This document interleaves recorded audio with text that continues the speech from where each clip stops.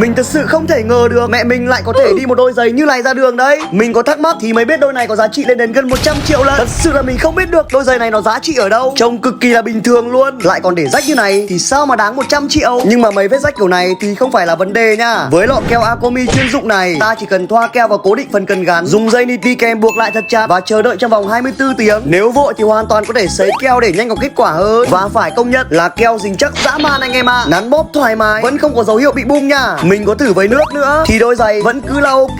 Chắc chắn thế này rồi, ai biết ở đâu chuyên thu mua đồ hiệu thì báo mình với nha. Chứ đồ có giá trị lớn như này chả may mà mất thì phí của lắm.